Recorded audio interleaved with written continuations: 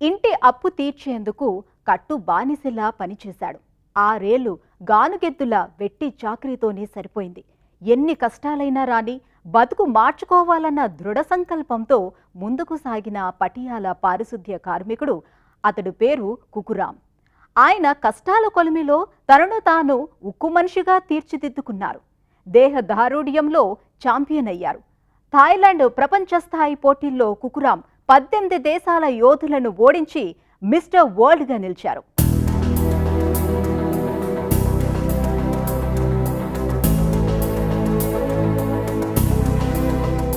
పంజాబ్ రాష్ట్రం. ఇది రాజులు ఏలిన పటియాలా నగరం. గత వైభవ చిహ్నాల్లా రాజమందిరాలెన్నో ఉన్నాయి. ఇదే నగరంలో ఓ నిరుపేద ఉన్నాడు. గతంలో బానిసత్వంలో మగ్గిన కార్మికుడతడు. మన కథానాయకుడు తనే. పేరు కుకురాం. కడుపు నిండా భోజనం లేదు, కానీ కళ్ల నిండా కలలున్నాయి. థాయిలాండ్లో జరిగిన 39వ నేచురల్ బాడీ బిల్డింగ్ పోటీలో 50+ విభాగంలో 2022లో బంగారు పతక విజేతగా నిలిచాడు. చిత్రమేంటంటే అతడి శిష్యుడు ముఖేష్ 40+ విభాగంలో వెండి పతకంతో సరిపెట్టుకోవాల్సి వచ్చింది. కుకురాం స్ఫూర్తి కథ ఎంతో ఆసక్తిదాయకం.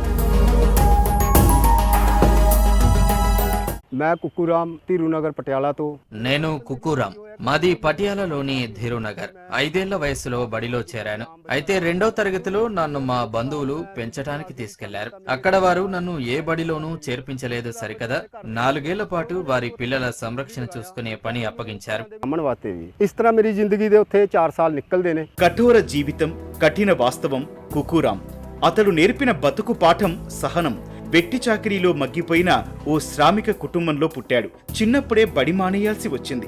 ఓ పాడి రైతు దగ్గర కుటుంబం కేవలం 3000 అప్పు చేసినందుకు తను బానిసగా మారాడు. కుటుంబ పోషణ కోసం 6 ఏళ్ల పాటు కట్టు బానిసలా పనిచేశాడు. ఈ అనుభవాలతో జీవితంలో రాటు తేలాడు.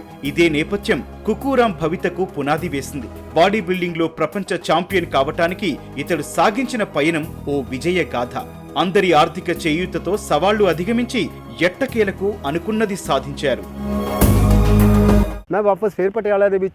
ఎట్టకేలకు నేను పటియాలకు తిరిగి వచ్చాను. అక్కడ అమ్మ పశు పోషణ పనిచేసింది. నేను ఆమెతో కలిసి వెళ్లాను. కానీ ఒక రోజు అమ్మను తను పనిచేస్తున్న చోట దుకాణదారుడు దారుణంగా అవమానించాడు. సహించలేక నేను అతడిని నిలువరించాను.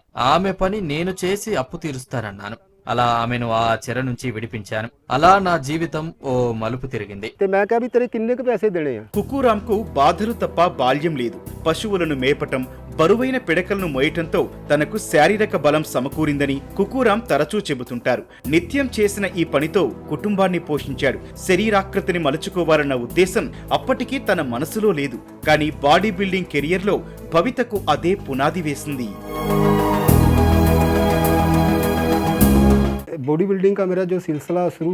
బాడీ బిల్డింగ్ ఎన్నటి నుంచో నా కల. చిన్నప్పుడు ఇక్కడ స్టేడియంలో మల్లయోధుల సాధన తరచుగా చూసేవాణ్ణి. అది నాకెంతో స్ఫూర్తినిచ్చింది. స్వీయ శిక్షణతో ఇందులో ఎదిగాను. 1988లో సీనియర్ పంజాబ్ బాడీ బిల్డింగ్ పోటీలలో పాల్గొని 4వ స్థానంలో నిలిచాను. 1992లో మిస్టర్ పంజాబ్ పోటీలో బంగారు పతక విజేతనై నేను అనుకున్నది సాధించాను. ఈ అనుభవం నాకెంతో స్ఫూర్తి, మరెంతో ప్రేరణ. బాడీ బిల్డింగ్ లో అభిరుచి కొనసాగింది. చిరుద్యోగాలతో శిక్షణ మధ్య జీవితం గడిచింది. 1992లో కూలీగా పనిచేసిన జ్ఞాపకాలున్నాయి. అప్పట్లో రోజంతా కష్టపడినా 70 రూపాయలే వచ్చాయి. అప్పులు తీర్చేందుకు బానిసలా వెట్టి చాకిరీలో మగ్గిపోయింది. ఆ కష్టాలెలా ఉన్నా 16వ ఏట పటియాలాలో కేసర్ పహిల్వాన్ రెజ్లింగ్ అకాడమీలో చేరారు. కానీ సొమ్ములు లేక శిక్షణ వదిలివేయాల్సి వచ్చింది. కష్టాలెన్ని వచ్చినా మక్కువ తగ్గలేదు.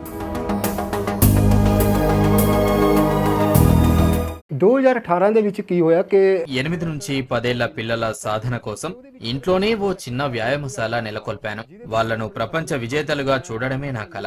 అయితే 2018లో ఓ పెద్ద పోటీ తర్వాత సాధన చేసే పిల్లలు వదిలి వెళ్లిపోయారు. వారి వైఖరి నా హృదయాన్ని గాయపరిచింది. అయితే నా జీవన సహచరి నన్నెంతో ప్రోత్సహించింది. ఆమె నగలు తాకట్టు పెట్టి బట్టలు కుట్టి నిధులు సమకూర్చింది. మిత్రులు అండగా నిలిచారు. వారి మద్దతు పట్టుదలతో నా పయనం కొనసాగించేలా చేసింది. కుకురాం చివరికి పటియాలా మున్సిపాలిటీలో పారిశుధ్య కార్మికుడయ్యారు. ఎదుగు బొదుగు లేక 15 ఏళ్లు అందులోనే ఉన్నారు. తర్వాత రాజ్పురాలోనే అదే విభాగంలో మరో ఉద్యోగం లభించింది. అది స్థిరమైన ఉద్యోగం కాకపోయినా తన శిక్షణ నేపథ్యంతో కొనసాగారు. ఆర్థిక బాధలు ఉన్నప్పటికీ అంకిత భావం ఇసుమంతైనా తగ్గలేదు.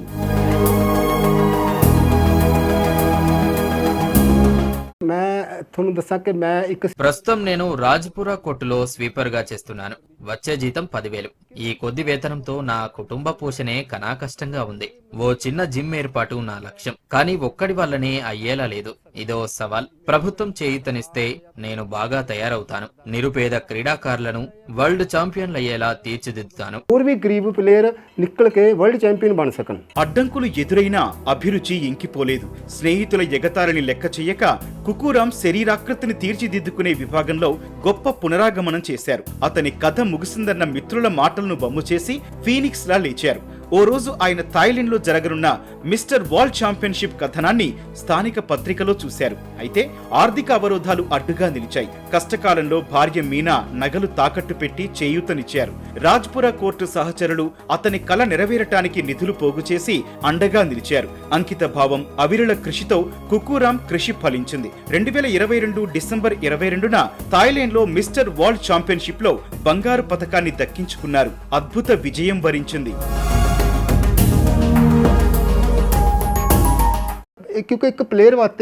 యువతకు నా సందేశం ఏమిటంటే 5 నుంచి 7 ఏళ్ల దాకా తీర్చిదిద్దుకునే వయసు కదా, ఈ కాలాన్ని తెలివిగా ఉపయోగించాలి.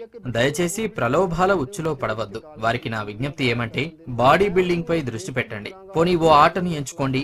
క్రీడలు వారిని ప్రమాదకరమైన వ్యసనాలకు దూరం చేస్తాయి, విజయ సాధనకు తోడ్పడతాయి. నేతలకు నా విజ్ఞప్తి, గ్రామ గ్రామాన క్రీడా ప్రాంగణాలు ఏర్పాటు చేయండి, వ్యాయామశాలలు నెలకొల్పండి. తద్వారా ఆ ప్రాంతాల్లో యువత తమను తాము తీర్చిదిద్దుకుంటారు, దేశానికి గౌరవం తెస్తారు. ఎన్ని అడ్డంకులు అవాంతరాలు ఎదురైనా లెక్క చేయలేదు. తన కలను వదులుకోలేదు. ఎట్టకేలకు అనుకున్నది సాధించి ఖ్యాతి గడించాడు. ఈ విజేత పయనం ఎంతో స్ఫూర్తిదాయకం.